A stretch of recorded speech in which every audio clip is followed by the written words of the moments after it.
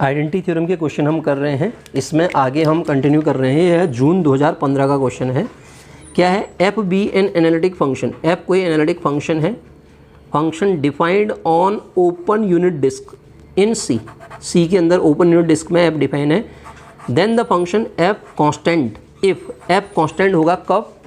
जब f 1/n बराबर 0 हो, पहली condition, for all n greater equal than 0। अगला f z is equal to 0 for all mod z is equal to 1/2। अगला f 1/n² equal to 0 for all n is greater equal than this. ठीक है, तो अब देखिए आप, ये question बड़ा अच्छा क्वेश्चन है, इसको देखते हैं हम। यहाँ पे कह रहा है अगर कांस्टेंट होगा, यूनिट डिस्क में डिफाइन कर रखा है, हमें जो डी डिफाइन किया है वो तो यही है, वो सारे जेड जिनके लिए मॉड जेड लेस देन 1 हो, यूनिट डिस्क ही दे रखी है ना। तो हमारा काम क्या है कि f of 1/n is equal to क्या 0 होगा, सॉरी अगर 0 है क्या हमारा फंक्शन कांस्टेंट होगा, देन f इज कांस्टेंट कह रहा है। देखिए सबसे पहला काम 1/n, उसी क्वेश्चन को घुमा रखा है उसने, limit n tends to infinity पे 1/n बिलोंग्स टू d। ये जो लिमिट पॉइंट है ना, लिमिट पॉइंट बिलोंग कर गया d के अंदर। ध्यान से सुनिएगा, अगर लिमिट पॉइंट d के अंदर बिलोंग कर गया ना, अगर लिमिट पॉइंट d के अंदर बिलोंग कर गया तो इसका मतलब हमें परमिशन है कि हमारा परमिशन क्या है, ये जो क्वेश्चन, ये जो बन जाएगा f आइडेंटिकली 0 फंक्शन बन जाएगा। अब आप ध्यान से सुनिएगा, हमको तो प्रूव करने के लिए कह रहा है constant function.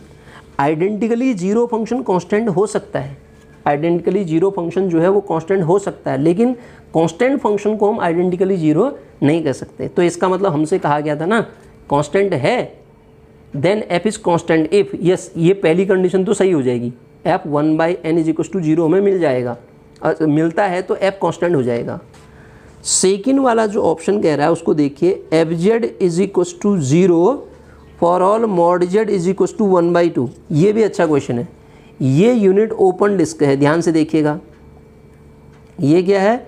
Unit open disc है, और इस यूनिट ओपन डिस्क में मॉड जेड लेस, ये सर्किल है, ये वाला सर्किल मॉड जेड जो अंदर मैंने बना रखा है, ये क्या है? अंदर वाला जो है mod z is equal to 1/2 circle है, ये डिस्क नहीं है, सर्किल है। तो सारे पॉइंट्स पे फॉर ऑल सारे जेड के लिए एफ जेड 0 आता है। इसके सारे पॉइंट्स पे यदि एफ जेड 0 होता, हमने पढ़ा था डोमेन है, इस डोमेन के अंदर एस है, एस के हर पॉइंट पे 0 आ जाता है फंक्शन की वैल्यू, हमने ये पढ़ा था ना। For all z belongs to S, f z अगर 0 हो जाता है तो उस केस में एफ जेड बराबर 0 for all z belongs to D भी हो जाएगा। यही तो है आइडेंटिकली। तो ये सेकेंड वाला भी क्या हो जाएगा? f is identically 0। और मैंने फिर कह रहा हूँ आपसे, अगर आइडेंटिकली 0 है तो वो कांस्टेंट हो सकता है। हर आइडेंटिकली 0 फंक्शन क्या होगा? कांस्टेंट होगा, लेकिन हर कांस्टेंट फंक्शन को आप आइडेंटिकली 0 नहीं कह सकते। इसके 2 ऑप्शन तो हमारे करेक्ट ऑप्शन हो गए। क्लियर है? पहले हमने वही प्रोसेस कर रहे हैं, हम लिमिट पॉइंट निकाल रहे हैं, फिर फर्दर सेकेंड कंडीशन देख रहे हैं उसकी। अगला कह रहा है यदि हमारे पास 1/n² 0 हो जाता है, मतलब f 1/n², प्रत्येक n जो ग्रेटर इक्वल देन 1 है, f के अंदर 1/n² रख के 0 मिलता है, तो क्या f कांस्टेंट होगा? सेम कंडीशन 1/n² का जो लिमिट पॉइंट आएगा 0, ये हमारे डोमेन में बिलोंग कर जाएगा। जैसे ही ये हुआ डोमेन में बिलोंग करा, limit point belongs to domain, तो f को आप आइडेंटिकली 0 कह देंगे। तो फिर मैं बता रहा हूँ आइडेंटिकली 0 फंक्शन है तो कांस्टेंट हो सकता है, हमसे कांस्टेंट ही तो पूछा गया था। तो हर कांस्टेंट आइडेंटिकली 0 नहीं होगा, लेकिन आइडेंटिकली 0 फंक्शन कांस्टेंट हो सकता है। तो ये तीसरा ऑप्शन भी इसका क्या हो गया? करेक्ट हो गया।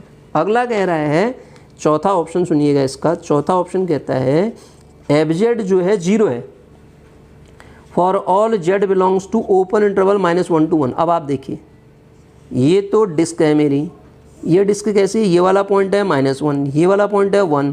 तो इस पूरी लाइन पे फिर वही कंडीशन आ गई, डोमेन के अंदर एस सबसेट है, अगर उसके हर पॉइंट पे जेड की वैल्यू रखने के बाद 0 आ जाता है तो वो फंक्शन भी क्या हो जाता है? आइडेंटिकली 0। तो डोमेन के अंदर एक सबसेट एस था, एस क्या है यहाँ पे देखिए, ये है एस, उसके हर पॉइंट पे आपका एफ जेड 0 मिल रहा है, तो डोमेन पे भी आपका जो एफ जेड होगा ना, डोमेन के पे भी एफ जेड की वैल्यू क्या मिल जाएगी? 0 मिल जाएगी। जैसे ही डोमेन पे एफ जेड की वैल्यू 0 मिलेगी तो आप कह दोगे आपका फंक्शन आइडेंटिकली क्या हो गया?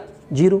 और आइडेंटिकली जीरो फंक्शन को हम कांस्टेंट फंक्शन कह सकते हैं। तो ये क्या हो जाएगा, fz बराबर 0। तो यह क्वेश्चन ऐसा है कि जिसके 4 के 4 ऑप्शन क्या है, करेक्ट ऑप्शन है। क्लियर।